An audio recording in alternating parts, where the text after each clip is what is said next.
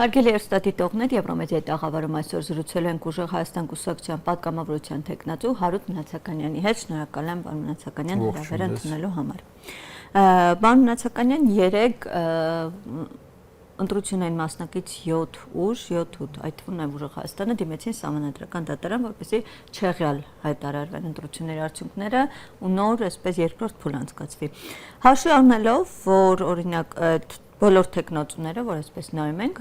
դատավոր են նշանակվել կամ պաշտոնանց զբաղեցրել հենց 18-ից հետո Նիկոլ Փաշինյանի օրոք դատավորները ընտրվել են քաղաքացիական պայմանագիր կուսակցության կողմից։ Ինչ սպասելիքներով, ինչ ակնկալիքներով եք դիմել ու արդյոք այսպես զուտ ֆորմալ ոչինչ չտվող գործընթաց չէ սա ասած։ Իսկ մենք օրինականության սահմաններում բոլոր քայլերը անում է մեր կուսակցությունը, բոլոր հնարավորինս, որպեսզի այդ օրինականությունը պահվի եւ բնականաբար այդքան ընտրակեղծարարություն, որ եղել է, այդքան մեզ վրա զրպարտություններ, ճնշումներ եւ այլն, ու մենք պարտավոր ենք այդ ֆորմալությունը, ինչ օրենքի դաշտում է, այդ օրենքի դաշտում բոլոր քայլերի հաջորդականությունը պահել։ Առանց դրա անհնար է։ Նայեք, դուք ասում եք ընտրությունները կեղծել են, ինքը ձեզ ասում են աննախադեպ ընտրակաշառք է բաժանվել ու ամեն օր գրեթե ձայնագրություններ են հրապարակվում։ Ամենամեծ խնդիրը գիտեք որն է երկրում, ժողովրդավարական երկրում, երբ որ չկա դատարանի որոշում ու առանց դատարանի որոշման մարդիկ անմեղության կանխավարկածը խախտելով նման հայտարարություններ են անում։ Իսկ այդ ձայնագրությունները ինչի մասին են։ Ձայնագրությունները բազմաթիվ մոնտաժներ կարող է լինել, եթե իմ հեռախոսազանգը, իմ ձայնագրությունները ամեն օր լսեն, ես 1000 հոգու հետ 1000 թեմաներից եմ խոսում, 100 հոգու հետ գումարային տարբեր խնդիրներից եմ խոսում, հանգիստ կարող են մի հեռախոսազանգի մի խոսակցություն կտրեն, ասեն հեսա։ Մնացականյան Հարութն էլ է մասնակից կաշառքի գործերին։ Ես բիզնեսով եմ զբաղվում, եկել եմ ասում։ Ձեր վերաբերյալը ձայնագրությունները հա, ես չեմ բացառում, հիմա իմ ընկերներից մեկը, ով իմ 1000 տարվա հաճախորդն է, զանգում է կատակով ասում է իմ ընտրակաշառքեր 2.5 տոննա հաճարը բա երբ ես ուղարկում։ Մարդը հումոր է անում։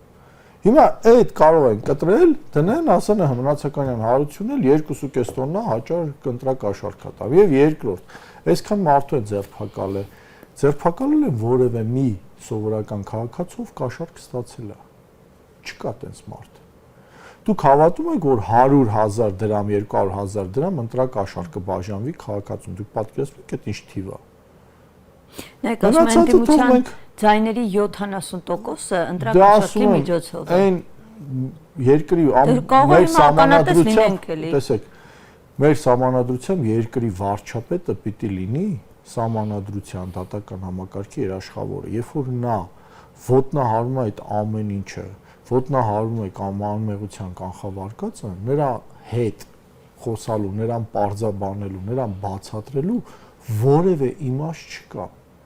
Եթե երկրի վարչապետը չկա դատարանի որոշում, չկա դատարանի վճիռ, չկա որևէ փաստ, ու ինքը դուրս է գալիս ու ուղիղ ձևով մեղադրում է բնակչության 70%-ին, մեզ մնում է ասելն է միայն ստախոս մարդ է։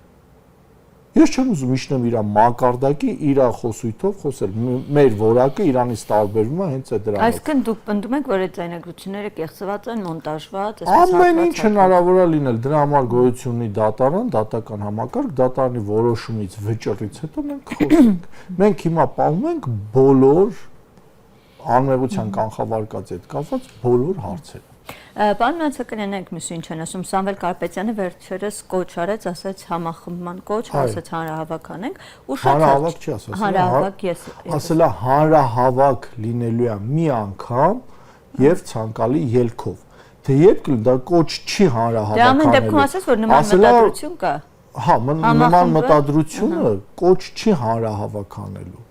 Երբ որ օրը գա, այդ օրը երբ որ գա, կիմանաք, բայց ներկապային չի հասել հավաքվեք հանրահավաք անեք։ Նա ընդդիմությանը կոչ արել միավորվել։ Ուշացած չի այդ կոչը։ Չէ, իհարկե։ Օրինակ ասում են ուր էր ընդդիմությունը, երբ որ Նիկոլ Փաշինյանը կեսգիշերին հայտարարում էր, որ արդեն հաղթել ենք։ Իսկ հարցնամ, ընդդիմությանը միջև ընտրությունները, որ ընդդիմադիր շատ կուսակցություններ մտածում են անցողիկ շեմա հաղթել են։ Սամվել Կարապետյանի այդ կոչը ճիշտ կընկալվեր, թե չէ, ես եմ հարց տալիս։ Կընկալվեր Արման Թաթոյանին, որ միջև ընտրությունը կոչ աներ, ասել Արման Թաթոյանը մտածում էր ինքը 4% շեմա հաղթահարելու է։ Դա ճիշտ կլիներ։ Եվ Արման Թաթոյանը ամեն անգամ չէր մտածել, որ ինքը 4%-ը հաղթալու էր այս պարագայում չէ։ Որ միանա ինքը շատ բան կկորցնի։ Ու մնացած շատ ընդդիմադիր ուժեր։ Իսկ ճիշտ չէր, որ ընտրությունից հետո նա կոչ արեց միավորվելու, որ միասնականություն ցույց տային։ Հիմա որքանով է արդիական դա ունենք պատկեր այնինչ ունենք։ Ուրեմն ինչը միտված է 49% ու ավել ունի։ Հիմա այս փուլում ինչը միտված է միավորվելու, միասնական լինելու, դա միշտ է արդիական։ Նիկոլի գլխավոր հաղթաթուղթը դա մարդկանց պարակտելն է ու այդ պարակտելու միտված քայլերն են։ Ու իր մոտ ստացվում է մարդկանց պարակտելը։ Երբ որ մարդիկ բոլոր իրենց ամբիցիաները դնեն մի կողմ եւ միավորվեն հանուն ինչ-որ բանի, ոչ թե ընդդեմ ինչ-որ բանի, դա կստացվի։ Լավ, այդ մի հարցն էլ ասում են ուրեր ընդդիմությունը այդ օրը։ Որ օրը։ Այդ երբ որ կեսգիշերին որ Նիկոլը հայտարարվեն ընտրություններ։ Այսինքն դուրս կա փողոց, դուրս է փողոց, ինչ պետք է։ Հանրությանը բացատրային, ասում որ հանրությանը փարկասում ենք, քանի տասնյակ լրատվականներ ունենք, քանի տասնյակ մեդիադաշ հեռուստաընկերություններ ունենք, եւ այդ հեռուստաընկերություններով եւ բանով պլյուս դրան ընդդիմությունը պահպանելով անմեղության կանխավարկածը հստակ իր ճիշտ քայլերը արել է։ Անդիմությունը ոչ մի ավելորդություններ, ոչ մի սխալ բան չի արել։ Այս պարագայում ընտրակեղծիքները սխալ բան չարել, դրա համար այսպեսի արդյունք եղավ։ Որ անգամ 3 խոշոր ուժ միավորվելով չկարողացան ավելի։ Իսկ դուք ինչ եք պատկերացնում, չէ, իրանց հիմա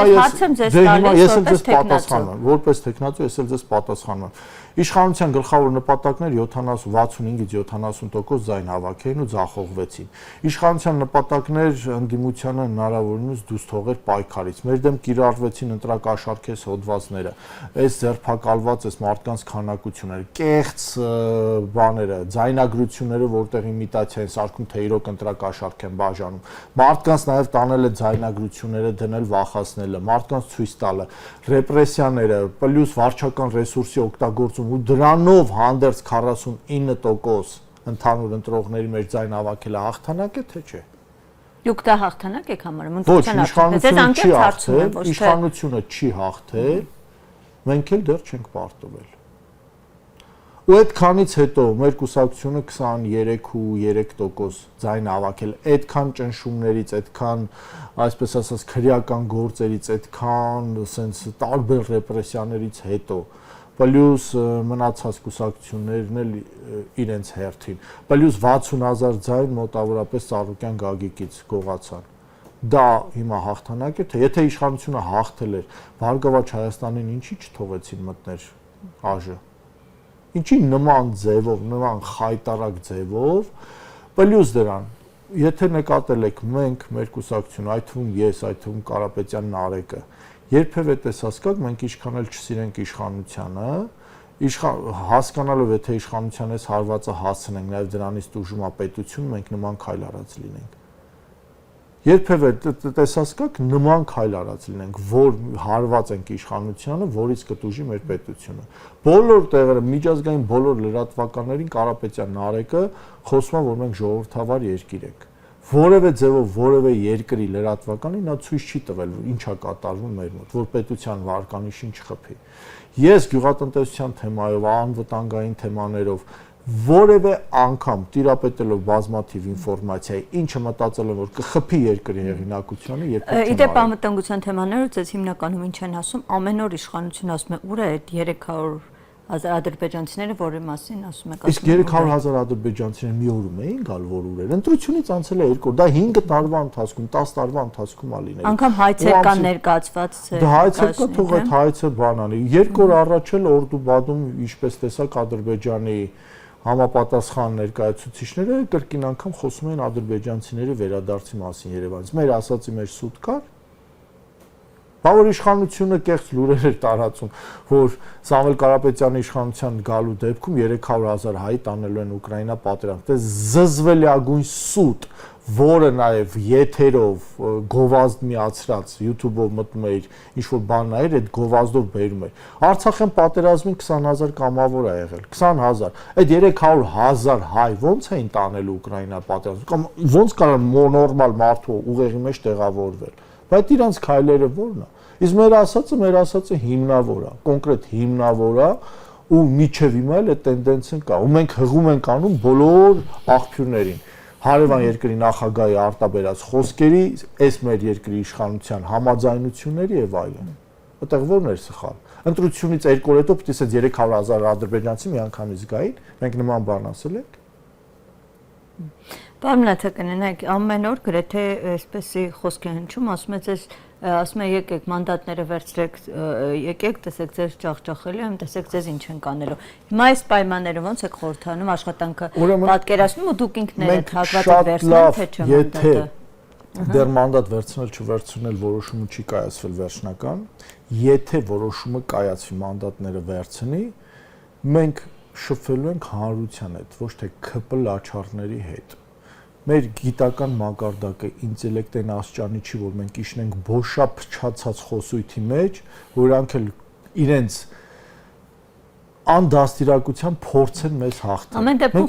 այդ խոսույթի մեջ չենք մտնելու։ Խոսույթից երևում է, որ ավելի հակված են մանդատ վերցնել ընդդիմադիրները։ Ոչինչ դեռ որոշված չէ։ Երբ որ կորոշվի, այդ ժամանակ ասենք, իսկ երբ որ մանդատ վերցնենք, մենք հաղորդակցվելու ենք մեր հայրենակիցների հետ, ոչ թե ԿՊ-ի մի քանի անդաստիրակ, անկիրթ, գռեհիկ, ոչ քաղաքակիրթ պահվածքի վիրավորանքների հայոյանքի լեզվով։ Այդ լեզուն իրանցն է, կմնա իրանց։ Մենք այդ մակարդակի չենք իջնելու։ Ու փոքր խոսենք այս տնտեսական, հա։ Դուք շատ եք սպասում դրան։ Շարունակվում են հա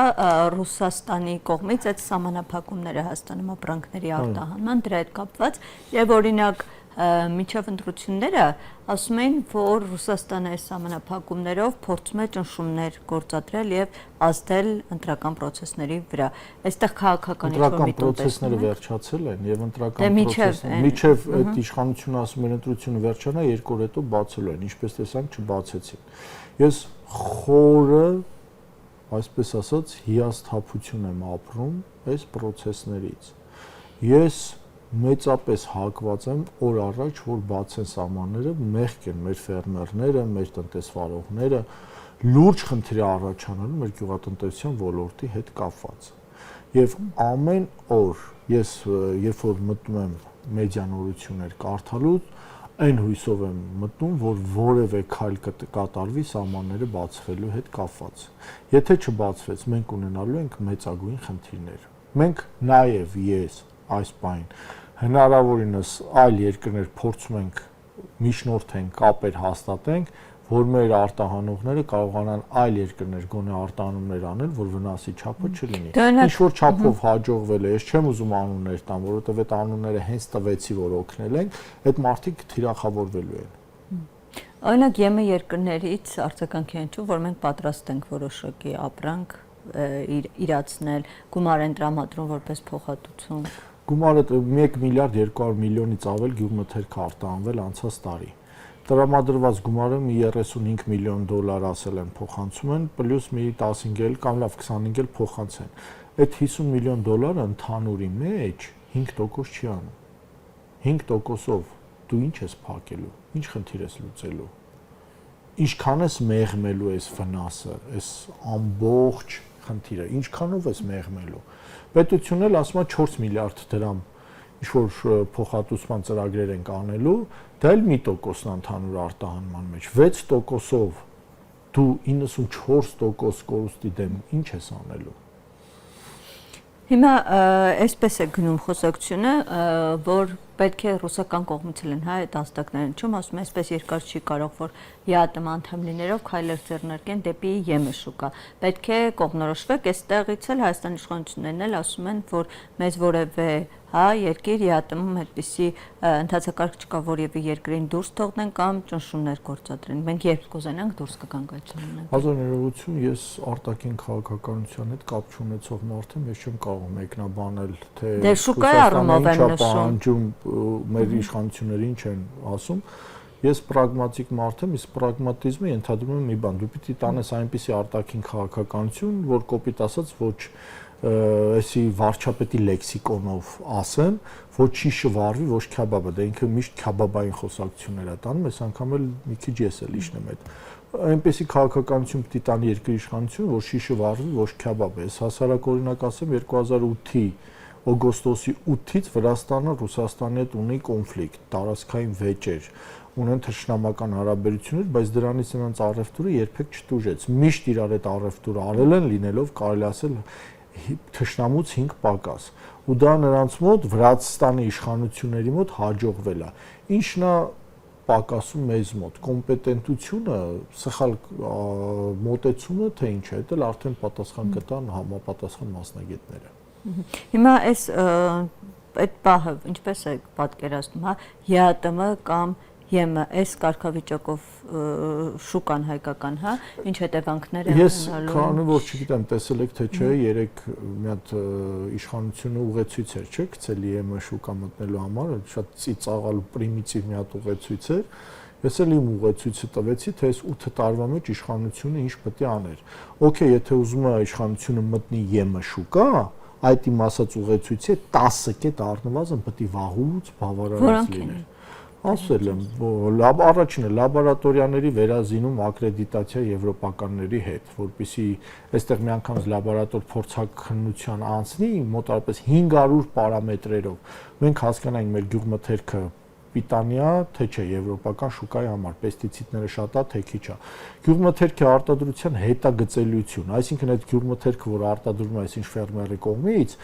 ցանկացած տնտեսվարող, որ այս ֆերմերից գնում է, ինքը պետք է հասկանա այդ ֆերմերը ինչքան թունաքիմիկատա տվե, ինչքան պարտանյութա տվե, ինչա տվե, ինչ տեսակա տվե, որ հասկանաս ԵՄ շուկա կարող է այս տվյալ գյուղմթերքը մտնել, թե չէ։ Դրանից բացի պեստիցիդների, թունաքիմիկատների, որ նույնն է, եւ պարտանյութերի ճիշտ վերահսկողություն, խիստ վերահսկողություն, որ ամեն թունաքիմիկատի խանութ ուզած քանակու թունաքիմիկատ չկարողանա վաճառել միջին վիճակագրական քաղաքացուն։ Դա լուրջ խնդիր է հանգեցնում ու այսօր դրա համար ունենք այդ պատկերը։ Օրգանիկ գյուղատնտեսության ճիշտ առաջ մղում, օրգանիկ գյուղատնտեսության աջակցում, ոչ թե աջակցման իմիտացիա։ Պլյուս դրան մթերման կայանների հիմնում, այդ մթերման կայանները եթե չլինեն, ճիշտ չփաթեթավորեն, ճիշտ չտարայավորեն, ապրանքը ճիշտ չգնահատեն, չի կարող այդ ապրանքը շուկայում եվրոպական միության մտնել, շարունակական վաճառք անել, ոչ թե մի անգամ ուղարկեն ու վերջ։ Այդ ինչքան ժամանակվա կտրվածք։ Այդ 8 տարին բավական կլիներ, եթե նորմալ աշխատեին, եթե կոմպետենտ կադրեր լինեին, այս ամբողջ արժեշղթան կարող էին փակել։ Այն նոր կարող են իրանք միտված լինել ԵՄ շուկայի։ Բայց հիմա գրեթե ամեն օր այսպես տվյալ թե կառավարության նիստերին թե առանձին գրառումներով թվեր են հրապարակվում, ասում են, որ տեսեք տնտեսությունը ինչ աճ է ունեցել, արտահանումը աճել է, զբոսաշրջիկների աճն է։ Այս տարի արտահանման տվյալները ամեն դեպքում տվյալներով արտահանման աճ չկա։ Հիմա տվյալներ են տալիս, ենթադրենք ուղարկել ենք 160 տոննա ծիրան։ Այդ 160 տոննա ծիրանից 120 տոննան իմ ընկերներն են հանել իրանց կապերով, իրանց միջոցներով, որոնց մեջ պետությունը առհասարակ որևէ կապ, որևէ առնչություն չունի։ Արտահանել են 300 տոննա լոլիկ, բայց մենք տարեկան արտահանում ենք 200,000 տոննա գյուղմթերք։ Այդ իմիտացիան, այդ ուռա հայրենասություն իմ ընկերը արտահանել է 1 տոննա ծնեբեկ, ինչքան իշխանական լրատվական կա, դրել են, մենք գրավեցինք Սինգապուրի շուկան, ամոթ է։ Ամոթ է, դուք Սինգապուրի շուկան պատկերացնեք, այդ մի տոննա ծնեբեկ է, ի՞նչ է փոխելու Սինգապուրի շուկայում։ Հայաստանի տնտեսության մեջ մի տոննա ծնեբեկը ի՞նչ է փոխելու։ Այս գրեհիկ պաթետիզմով, այս ռաբիս հայրենասիրական տեքստերով իրանք փորձում են ինչ-որ բան փակել։ Այդ է պատճառը։ Հիմա այսօր ամեն օր տեսնում ենք գրեթե օրինակ մթերքները, ծաղիկների շուկան, որ այդպես մնում է, հա, ու այն մարդիկ ֆերմերներ, ովքեր հենց տանը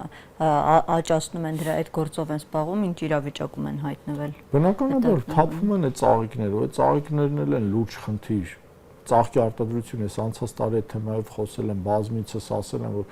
չի կարելի պարենային անվտանգության խնդիր ունեցող սահմանային խնդիր ունեցող երկրում այսքան մեծ քանակությամբ ծաղիկ արտադրեն արտահանել։ Սահմանի փակվելու դեպքում այդ ծաղիկը չես իմանալու ինչ անես։